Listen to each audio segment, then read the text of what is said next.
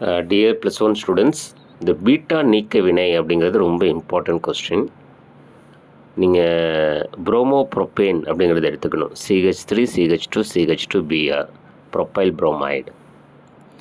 Alcohol கலந்து potassium hydroxide சேர்த்தா என்ன ஆகும்னா பீட்டா கார்பன்கிறது புரோமின் இணைஞ்சிருக்கக்கூடிய கார்பன் ஆல்ஃபா, அதுக்கு பக்கத்தில் இருக்கக்கூடிய CH2 வந்து பீட்டா. அந்த பீட்டா கார்பன்லேருந்து ஹைட்ரஜன் போயிடும். அப்போ கார்பனுக்கும் டபுள் பாண்டு கிரியேட் ஆகும். அந்த ஹைட்ரஜன் என்ன சார் ஆகும்?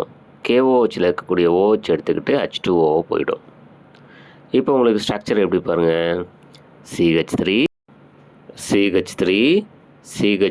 CH ஏன்னா அந்த ஒரு ஹைட்ரஜன் போயிடும், சிங்கிள் பாண்ட் டபுள் பாண்டாக மாறி டபுள் பாண்டு CH2, பக்கத்தில் இருக்கிற Br வந்து Br மைனஸாக போயிடும்.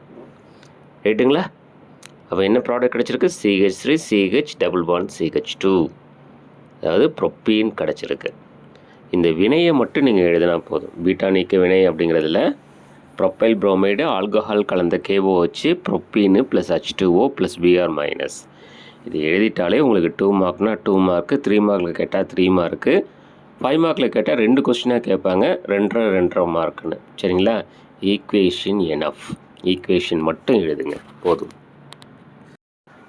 டியர் ஸ்டூடெண்ட்ஸ், எலக்ட்ரான் கவர் பொருள் பதிலீட்டு வினை. இந்த கொஸ்டின் பார்த்தீங்கன்னா, நீங்கள் பென்சீன்லேருந்து நைட்ரோ பென்சீன் உருவாகிறத சொல்லலாம். பென்சீன் ஸ்ட்ரக்சர் தெரியும் இல்லையா உங்களுக்கு? C6H6ஓட ஸ்ட்ரக்சர். சரி, ப்ளஸ் NO2 ப்ளஸ், அதாவது நைட்ரோனியம் அயனி. இந்த நைட்ரோனியம் அயனி உள்ளே வருதுன்னு சொன்னாலே அது நைட்ரோ ஏற்ற வினைன்னு சொல்லுவோம்.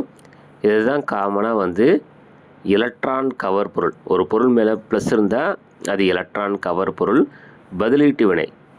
பென்சீனில் இருக்கக்கூடிய ஹைட்ரஜனுக்கு பதிலாக அது போய் உட்காந்துரும். அதான் வந்து எலக்ட்ரான் கவர் பொருள் பதிலீட்டு வினை. அப்போ அந்த NO2 ப்ளஸ் எங்கே போய் சேரும் அப்படின்னா, பென்சீனில் அந்த டாப்பில் ஒரு ஹைட்ரஜனுக்கு பதிலாக அங்கே ஹைட்ரஜன்ஸ் இருக்கும். அந்த ஹைட்ரஜனுக்கு பதிலாக NO2 ப்ளஸ் வந்து சேர்ந்துருச்சு. அது வந்து சேர்ந்ததுக்கப்புறம் NO2 மேலே ப்ளஸ்ஸு போடக்கூடாது. சரிங்களா?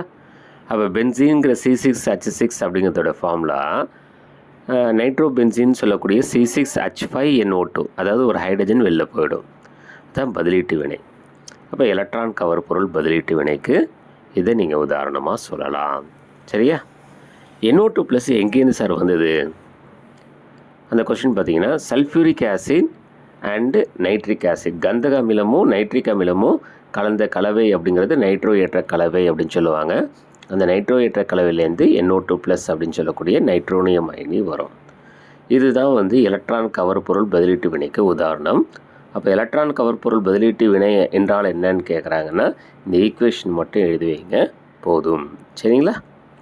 முடிந்தால் பென்சீனு கீழே பென்சீன் அதுன்னு அதோட பேர் சொல்லுங்கள், நைட்ரோ பென்சீன் கீழே நைட்ரோ பென்சீன் அப்படிங்கிறது பேரை சொல்லுங்கள். பேரை சொல்கிறனாலும் பரவாயில்ல, ஸ்ட்ரக்சர்ஸை அந்த ஃபார்முலாவை அந்த ஈக்குவேஷன்ஸை சரியாக எழுதிடுங்க.